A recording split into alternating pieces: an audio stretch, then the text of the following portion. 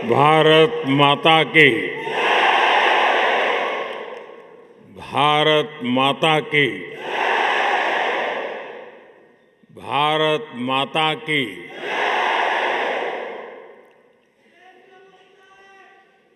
इतना प्यार, इतना उत्साह,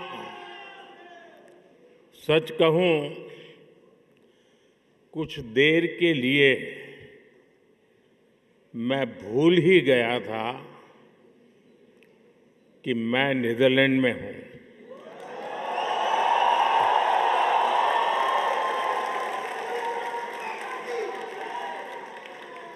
ऐसे लग रहा है जैसे भारत में ही कहीं कोई फेस्टिवल चल रहा है।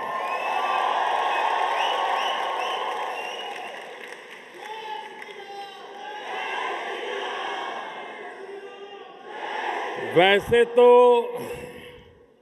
द हेग को दुनिया city of peace and justice के रूप में जानती है, लेकिन आज यहां जो माहौल है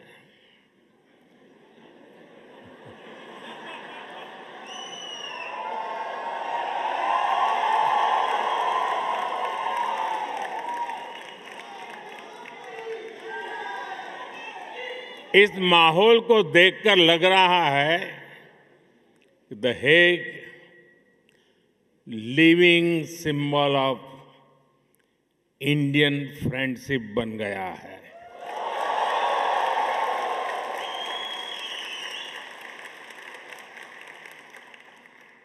ये दिखाता है कि पासपोर्ट का रंग तो बदल सकता है,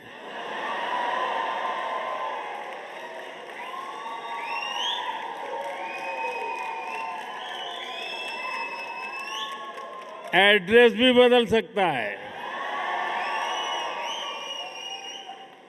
टाइम जोन भी बदल सकता है, लेकिन मां भारती की संतानें कहीं भी रहें, ये गर्मजोशी, ये वाइब्रेंसी,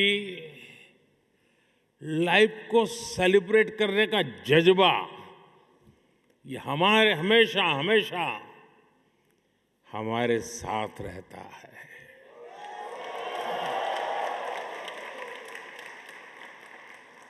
मैं आप सभी का इस वार्म वेलकम के लिए बहुत बहुत आभार व्यक्त करता हूं। और जब मैं यहां प्रवेश कर रहा था तो पूरा महाराष्ट्र, छत्रपति शिवाजी महाराज,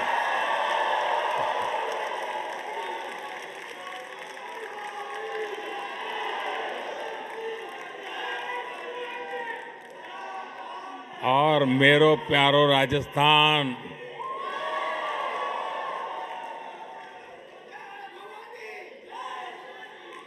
और ए फॉर असम,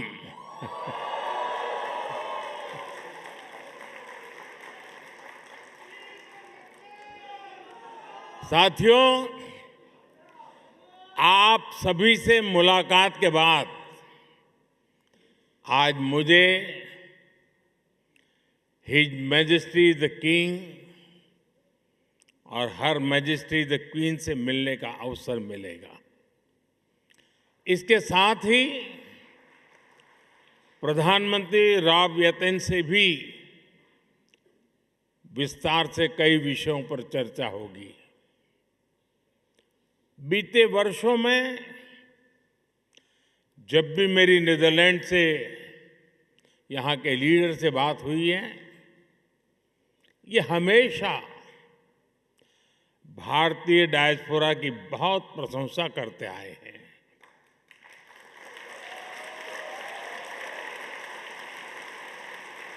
मतलब कि आप सबकी प्रशंसा करते हैं।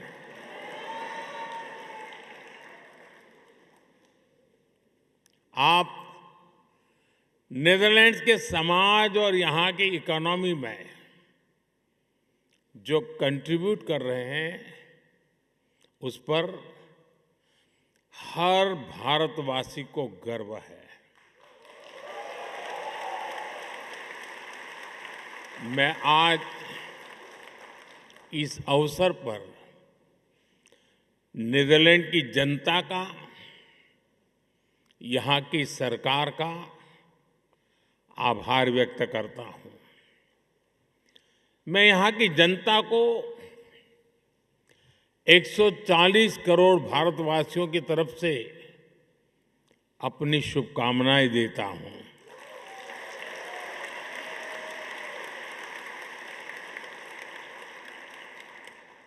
साथियों, मैं पहले भी नीदरलैंड आता रहा हूं। मेरे पुराने साथी महर्षि महेश योगी के सारे सदस्य यहाँ बैठे हैं।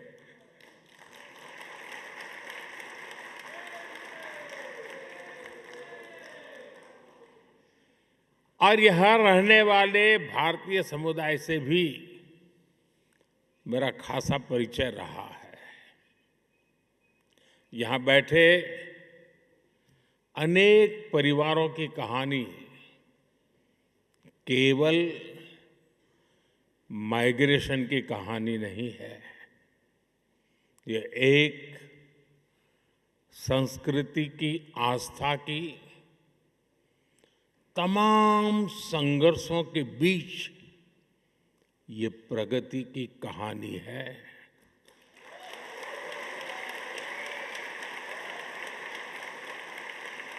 उस दौर में तब किसी ने सोचा भी नहीं था कि 2 महासागर पार करने के बाद भी भारतीयों की पहचान इतनी जीवंत रहेगी।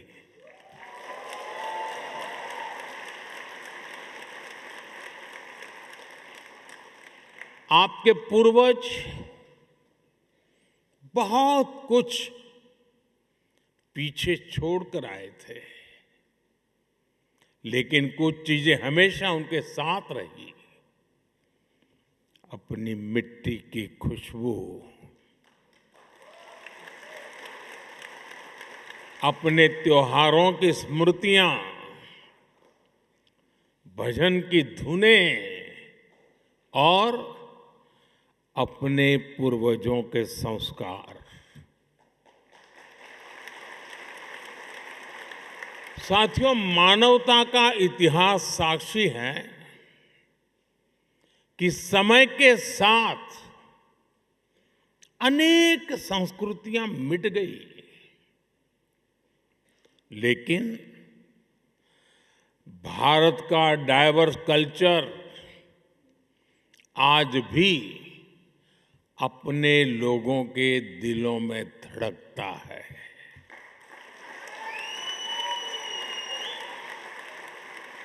पीढ़ियां बदल गई, देश बदल गए, परिवेश बदल गए, लेकिन परिवार के संस्कार नहीं बदले, अपनापन नहीं बदला। आपने डच भाषा को अपनाया, लेकिन अपने पुरखों की भाषा को भी छोड़ा नहीं।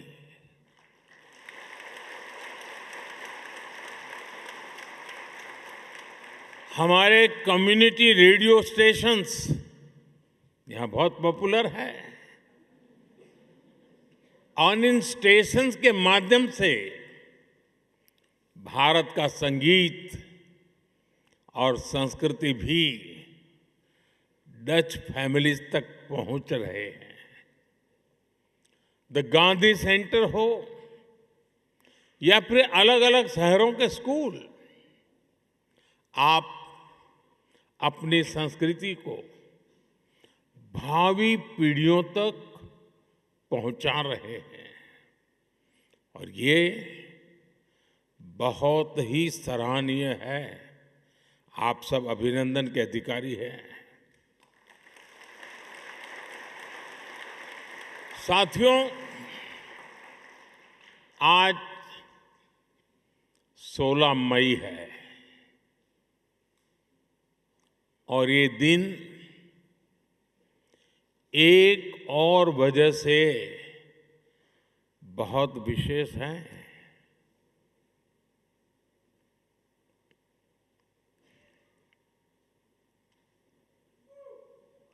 सोच रहे हैं ना? सोचिए, जरा और सोचिए। आज से 12 वर्ष पहले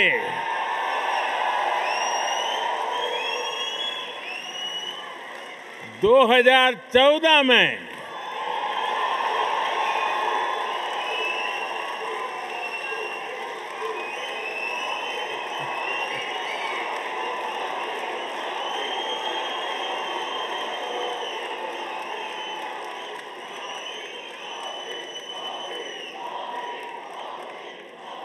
सोलह मई 2014 कुछ खास हुआ था। 2014 में आज के ही दिन लोकसभा चुनाव के नतीजे आए थे। दशकों बाद भारत में स्थिर और पूर्ण बहुमत वाली सरकार का बनना पक्का हुआ था।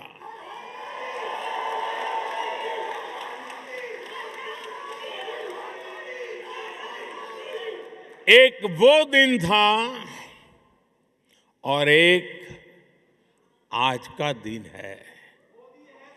कोटि कोटि भारतवासियों का विश्वास मुझे न रुकने देता है और न थकने देता है।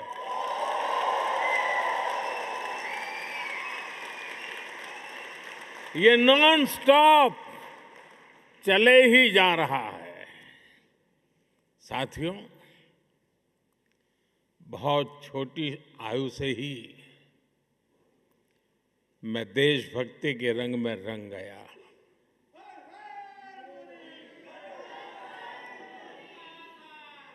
आप ही मेरा परिवार बन गया। स्व से समष्टि की ओर चल पड़ा। अहम से वयम का रास्ता चुन लिया।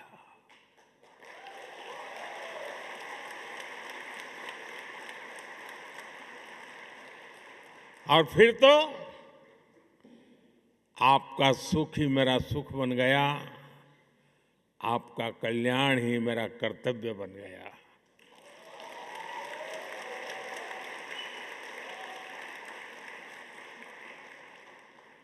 और समर्पित भाव से आप सबके आशीर्वाद से कुछ न कुछ करता रहा।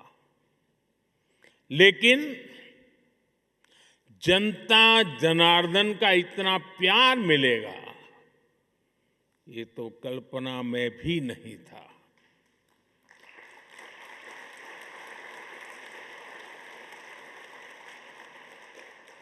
जब पीछे मुड़कर देखता हूं, 13 वर्ष मुख्यमंत्री के रूप में, 12 वर्ष प्रधानमंत्री का सेवा काल,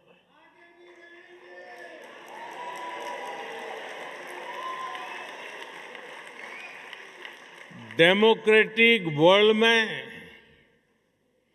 25 वर्षों तक करोड़ों करोड़ वोटर्स का लगातार समर्थन, ये मेरे लिए बहुत ही बड़े सौभाग्य की बात है। मेरे लिए ये सिर्फ एक आंकड़ा नहीं है, ये आपके आशीर्वाद, ये मेरी बहुत बड़ी पूंजी है। देश का ये प्यार, ये आशीर्वाद मुझे अपने जीवन का पल पल देशवासियों के सपनों को पूरा करने के लिए प्रेरित करता है। साथियों, दुनिया का कोई भी देश हो,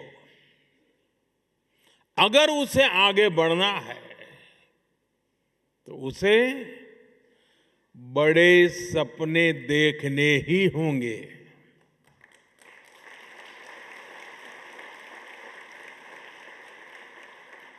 आज हमारा भारत भी बहुत बड़े सपने देख रहा है। आज देश कह रहा है, हमें सिर्फ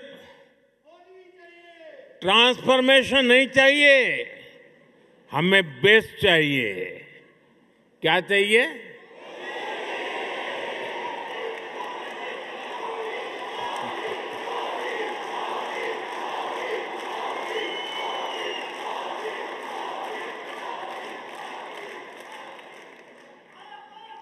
और हमें सिर्फ बेस्ट ही नहीं, हमें फास्टेस्ट चाहिए। और इसलिए जब भारत में एस्पिरेशंस अनलिमिटेड है तो एफर्ट्स भी लिमिटलेस हो रहे हैं। जैसे भारत के युवाओं का उदाहरण है, आज भारत का युवा आसमान छूना चाहता है, वो स्टार्टअप शुरू करना चाहता है, वो क्वालिटी प्रोडक्ट्स बनाना चाहता है, वो ड्रोन मैन्युफैक्चरिंग करना चाहता है, वो एआई और सेमीकंडक्टर की दुनिया में भारत को आगे ले जाना चाहता है।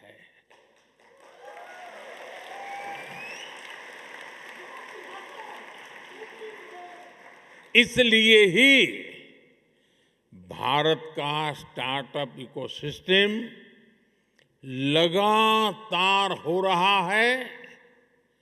अब हम दुनिया के तीसरे सबसे बड़े स्टार्टअप इकोसिस्टम वाले देश हैं।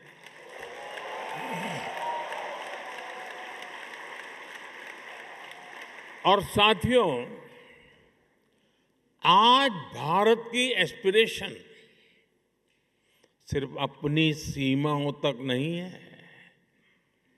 भारत चाहता है वो ओलंपिक्स होस्ट करे, ग्लोबल मैन्युफैक्चरिंग हब बने, ग्रीन एनर्जी लीडर बने और दुनिया का ग्रोथ इंजन बने।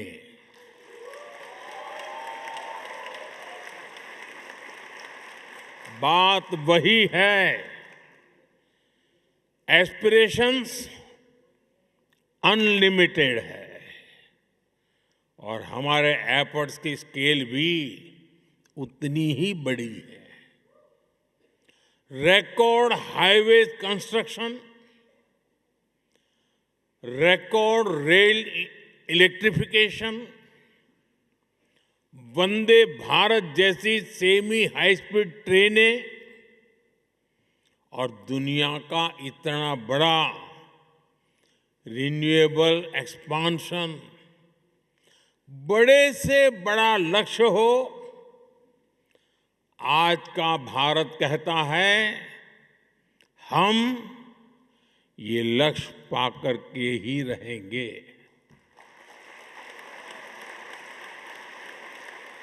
और हम ये करके दिखा रहे हैं।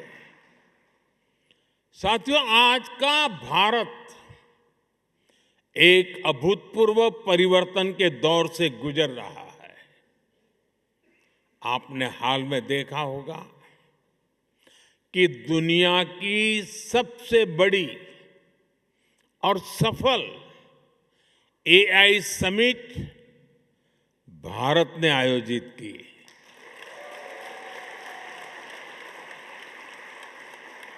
उससे पहले G20 की सफल समिट भी भारत ने आयोजित की थी। और ये कोई वन टाइम इवेंट नहीं था, ये आज के भारत का मिजाज बन गया है। दुनिया का सबसे बड़ा यूनिक आइडेंटिफिकेशन प्रोग्राम भारत ने चलाया। दुनिया के सबसे बड़े फाइनेंशियल इंक्लूजन प्रोग्राम में से एक भारत ने चलाया। जिस स्केल पर भारत डिजिटलाइजेशन कर रहा है वो अभूतपूर्व है। दुनिया की सबसे बड़ी government funded health insurance scheme Bharat चला रहा है। और हां, चांद पर भी भारत वहां पहुंचा जहां पहले कोई नहीं पहुंच पाया था।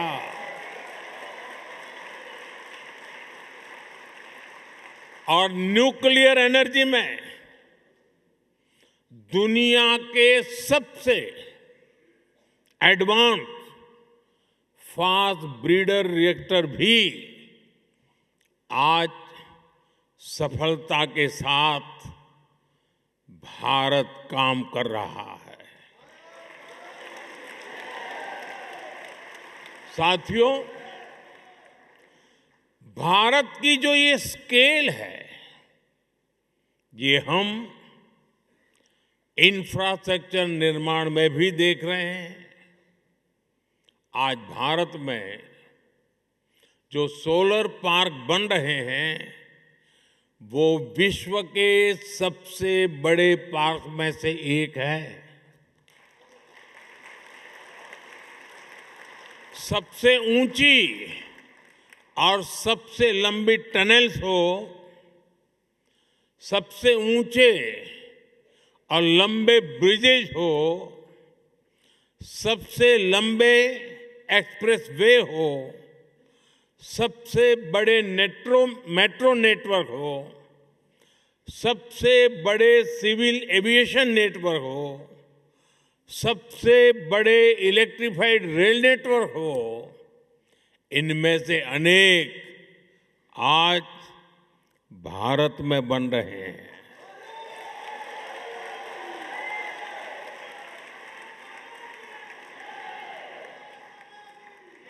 बीते सालों में भारत ने धरती से चंद्रमा की दूरी जितनी है, सुन लीजिए, धरती से चंद्रमा की जितनी दूरी है उससे भी 11 गुना 11 टाइम अधिक ऑप्टिकल फाइबर बिछाया है।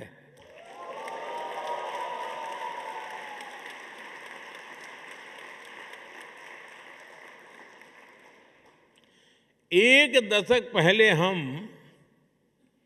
मोबाइल फोन इंपोर्ट करते थे। आज भारत दूसरा सबसे बड़ा मोबाइल मैन्युफैक्चरर है। साथियों, ये जो स्पीड और स्केल है, इसके अलावा आज के भारत की एक और पहचान है। आज का भारत इनोवेशन पावर्ड है। हमारे डिजिटल पब्लिक इंफ्रास्ट्रक्चर की चर्चा आज पूरी दुनिया में होती है। ये भारतीयों के इनोवेशन का बहुत बड़ा प्रमाण है। आज पैसा रखना है तो डिजिटल वॉलेट है, डॉक्यूमेंट रखने हैं तो डिजी लॉकर है, ट्रैवल करना है तो डिजी यात्रा है, हेल्थ केयर का लाभ लेना हो तो डिजिटल हेल्थ आईडी है। साथियों, आज भारत में हर महीने 20 बिलियन से ज्यादा यूपीआई ट्रांजैक्शन होते हैं। यानी पूरी दुनिया में हो रहे डिजिटल ट्रांजैक्शन में आधे से ज्यादा केवल भारत में हो रहे हैं।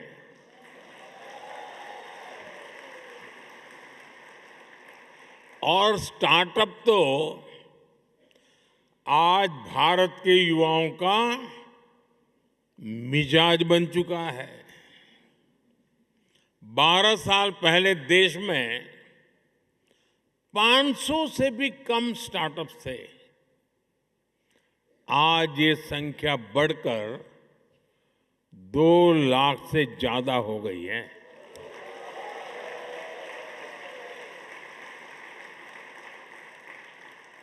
और स्टार्टअप की दुनिया में भी 2014 में भारत में सिर्फ 4 यूनिकॉर्न थे। आज भारत में करीब 125 एक्टिव यूनिकॉर्न है।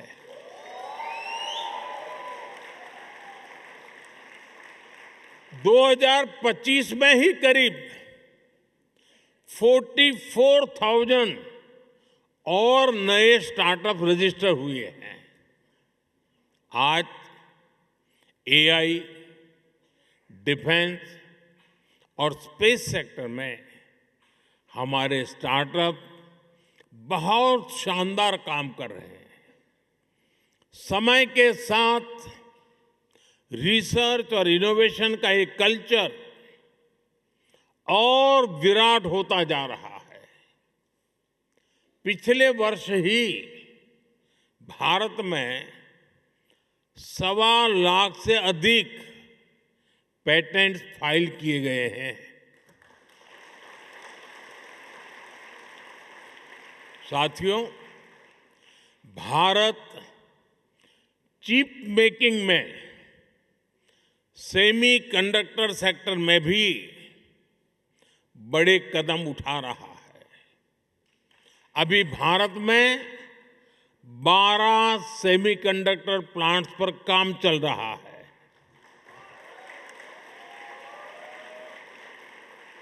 इनमें से 2 प्लांट्स में प्रोडक्शन भी शुरू हो चुका है।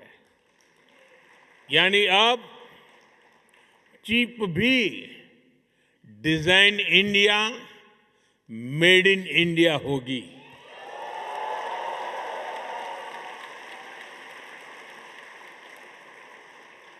साथियों, भारत की ये एस्पिरेशन ड्रिवन जर्नी हमारी डेमोक्रेसी को भी सशक्त कर रही है। जब लोगों के सपने सच होते हैं तो लोकतंत्र पर उनका भरोसा भी मजबूत होता है। साथियों, मैं आपको हाल के विधानसभा चुनाव का उदाहरण देता हूं।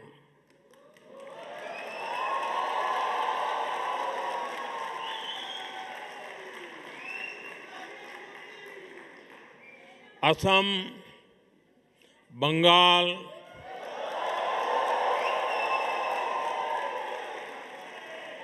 क्या झालमुड़ी यहां भी पहुंच गई?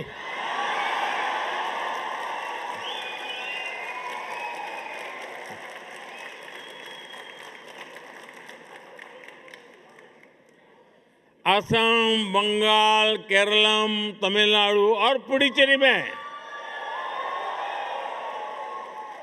इस बार 80 से 90% तक वोटिंग हुई।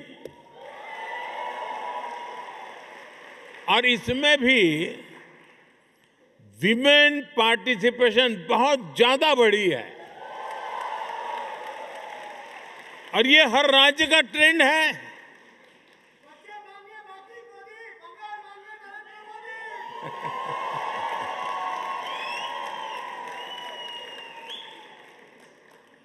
आज भारत में वोटर उत्साहित हैं, आप भी उत्साहित हैं।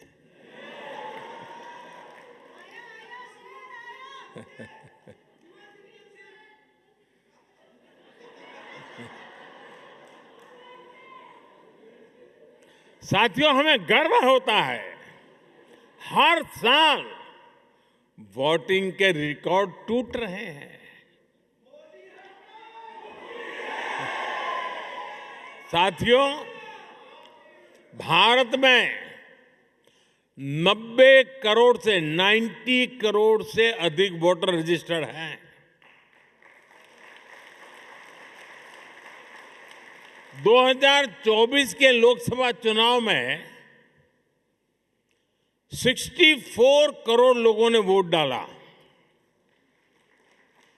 यानी यूरोपियन यूनियन की टोटल पॉपुलेशन से भी ज्यादा भारतीयों ने वोटिंग की।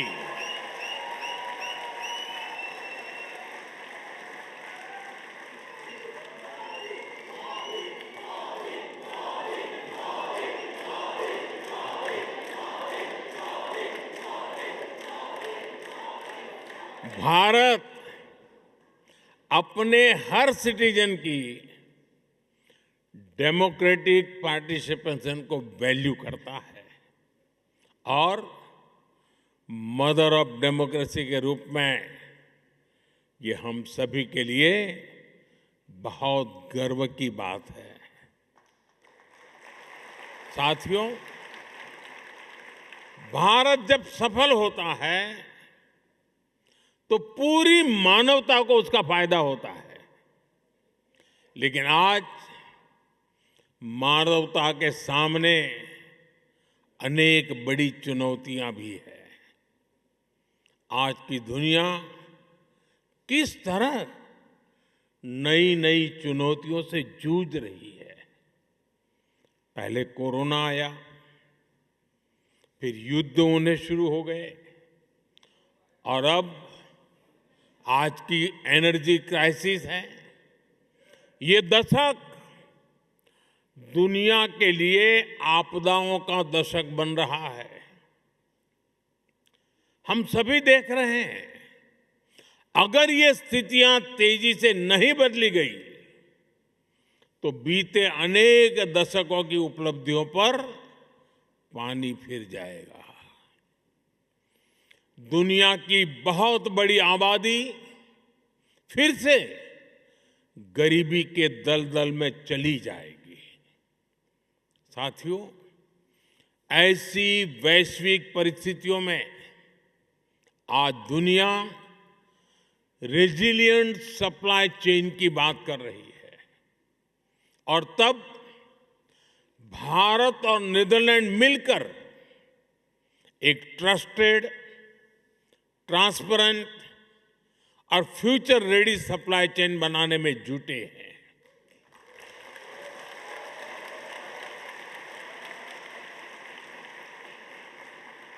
एनर्जी सिक्योरिटी से लेकर वाटर सिक्योरिटी तक नीदरलैंड्स और भारत मिलकर काम कर रहे हैं।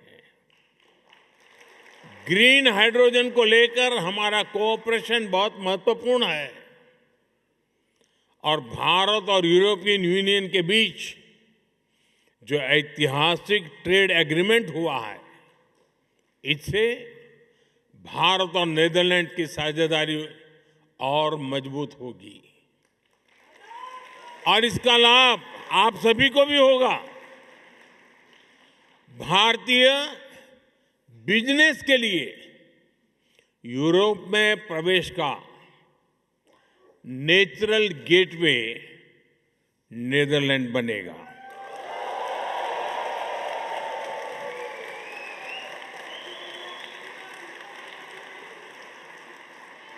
और इस जर्नी में हमारा डायस्पोरा ट्रस्टेड ब्रिज बन सकता है।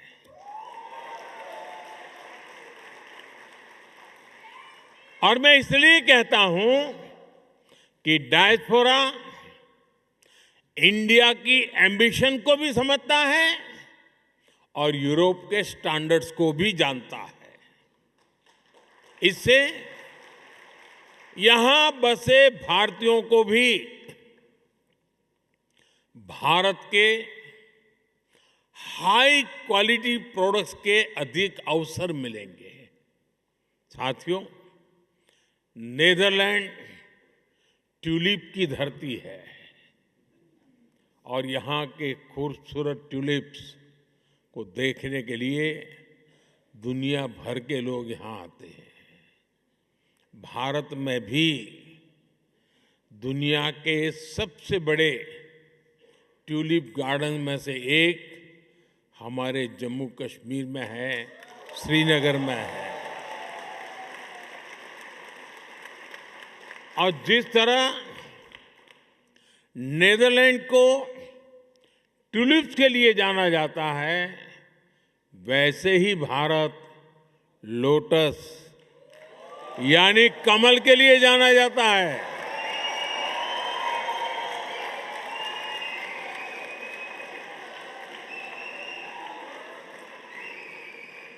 साथियों, ट्यूलिप और कमल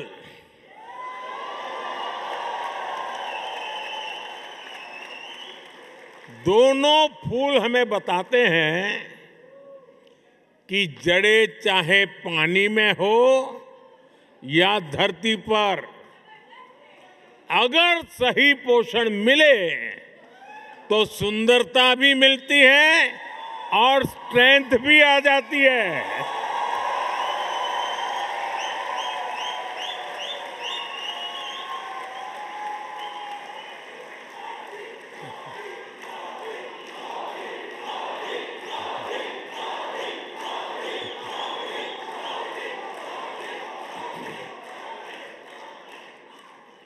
यही भारत और नेदरलैंड के बीच पार्टनरशिप का भी आधार है।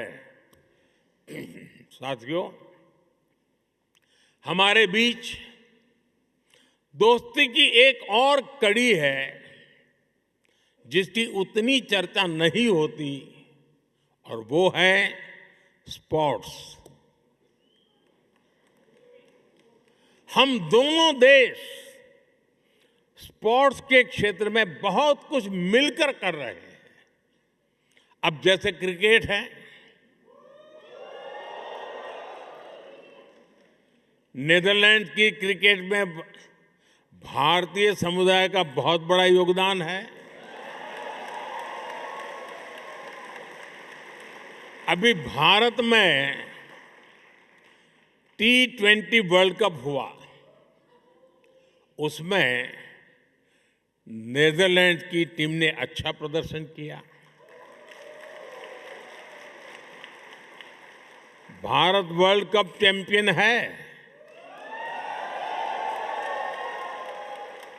लेकिन भारत की टीम को भी नेदरलैंड की टीम ने बहुत बड़ी टक्कर दी थी।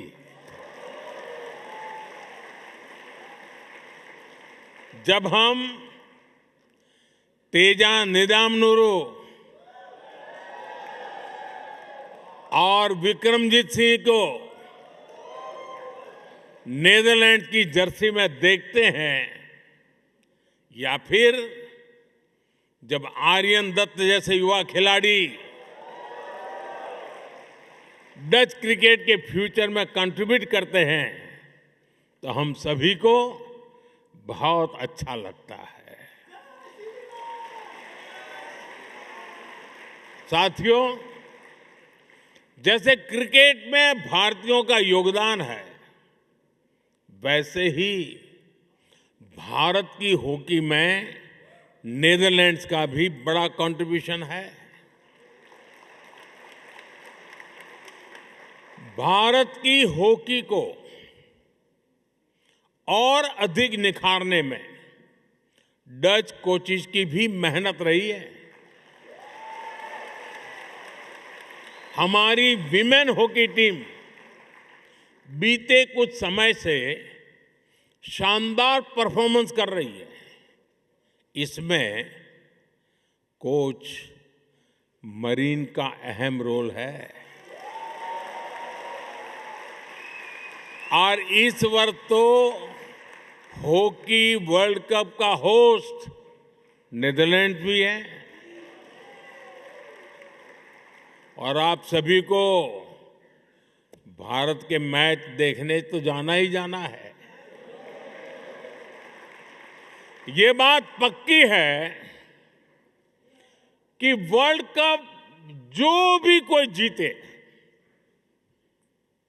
लेकिन इतना पक्का है कि इस ओलंपिक में भारत और नीदरलैंड की दोस्ती जरूर जीतेगी।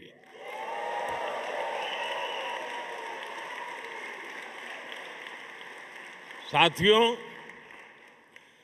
भारत और नीदरलैंड के बीच के रिश्ते की असली ताकत आप सभी हैं।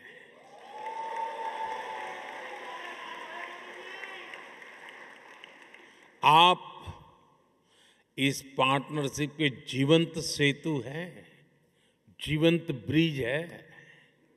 इसलिए भारत सरकार ने सूरीनामी हिंदुस्तानी समाज के लिए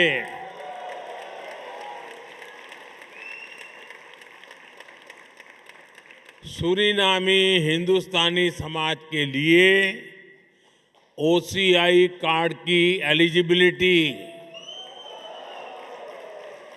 चौथी पीढ़ी से बढ़ाकर छठी पीढ़ी तक कर दी है।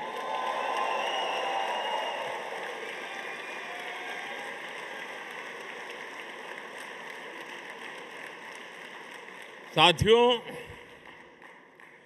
21वीं सदी का भारत अवसरों की भूमि है।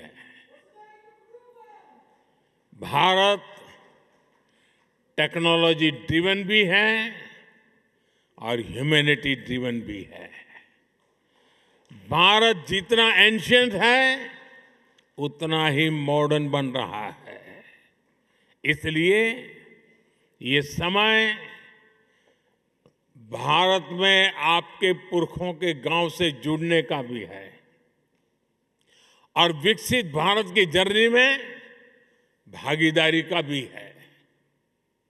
मैं नीदरलैंड्स में भारतीय समुदाय के सभी साथियों से कहूंगा, आप भारत में ज्यादा से ज्यादा सहयोग बढ़ाएं। इससे भारत का सामर्थ्य भी बढ़ेगा और आपके इन्वेस्टमेंट पर रिटर्न भी ज्यादा मिलेगा।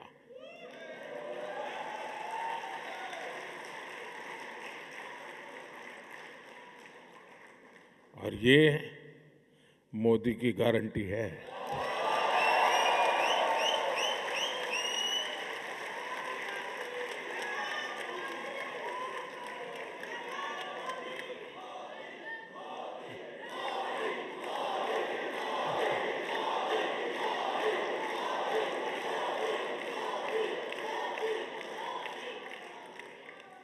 मैं इसी भाव के साथ इतनी बड़ी तादाद में आप सब आए, आप सबके दर्शन करने का सौभाग्य मिला, मुझे बहुत खुशी हुई। इसी भाव के साथ मैं अपनी बात समाप्त करता हूं। इतने गर्मजोशी भरे वेलकम के लिए फिर से आप सबका बहुत बहुत धन्यवाद। भारत माता की, भारत माता की, भारत माता की बहुत बहुत धन्यवाद।